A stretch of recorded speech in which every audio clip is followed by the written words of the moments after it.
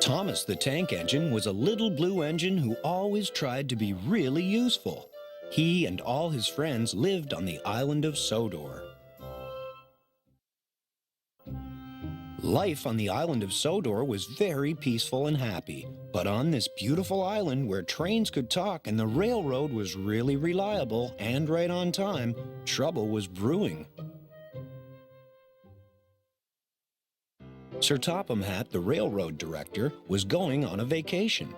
Mr. Conductor, who traveled from place to place in a shower of gold dust, was coming to help him out.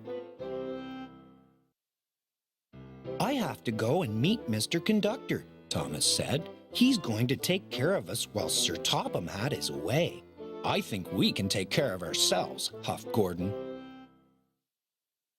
Whoosh! Suddenly, a big diesel engine raced past them. "Get out of my way, you blue puffballs," the diesel growled. "What was that?" asked Gordon nervously. "That was a problem," Thomas said as the diesel screeched away. "That's Diesel 10. Sir Topham Hatt sent him to help us steam engines, but Diesel 10 is behaving as though he hates us. I think he's a really scary engine." "Pah!" grumbled Gordon. "Really useful engines like us have to be brave, little Thomas." Thomas agreed, but he couldn't help feeling frightened. Meanwhile, Diesel 10 was planning to get rid of the steam engines once and for all. He wanted to run the railroad. That night, Diesel 10 sneaked up to the engine shed and threatened Mr. Conductor with his jagged claw. "Make the most of tonight, Twinkle Toes," hissed Diesel 10, "because you won't like tomorrow." Mr. Conductor had another problem, too. "I've suddenly lost all my sparkle," he sighed to Thomas. "To get it back, I must find some more gold dust." Thomas and the other engines knew they had to help Mr. Conductor find the source of the magic gold dust. "While the boss, Sir Topham Hatt, is away, we cats will play," purred Diesel 10 to his pals. Splatter and Dodge gulped. "We're going to make life miserable for those steaming heaps of trash on wheels," Diesel 10 continued.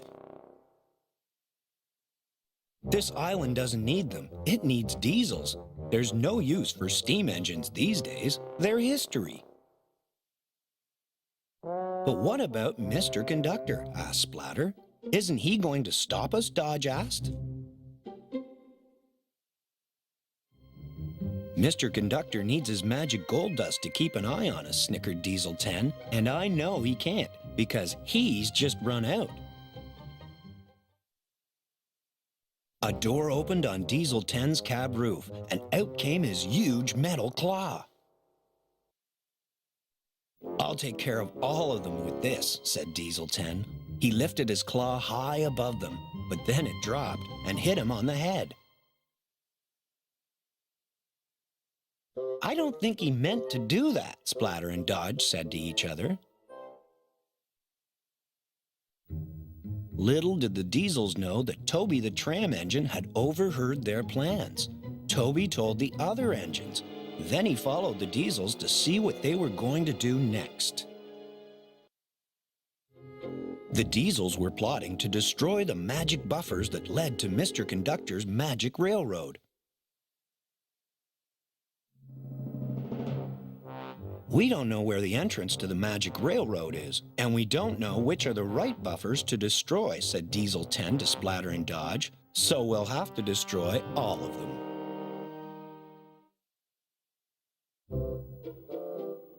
Toby knew he had to do something to stop Diesel 10. "I've got to distract him," thought Toby. Clang! Toby rang his bell as loud as he could. "It's the old teapot," shouted Diesel 10. "Smash him!"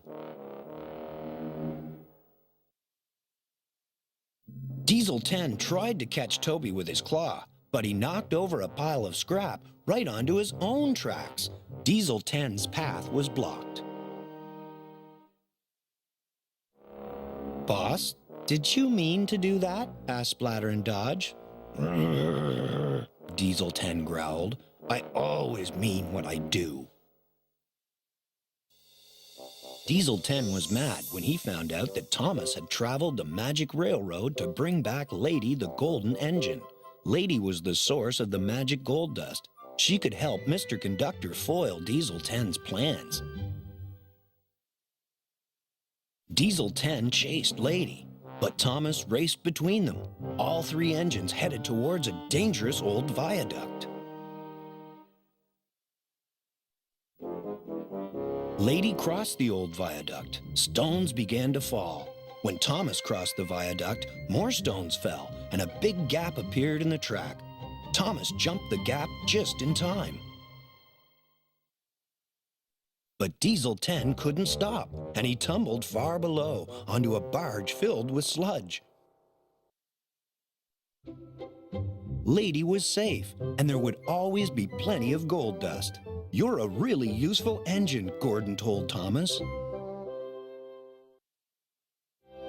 "Peep, peep," Thomas said, and puffed home into the sunset.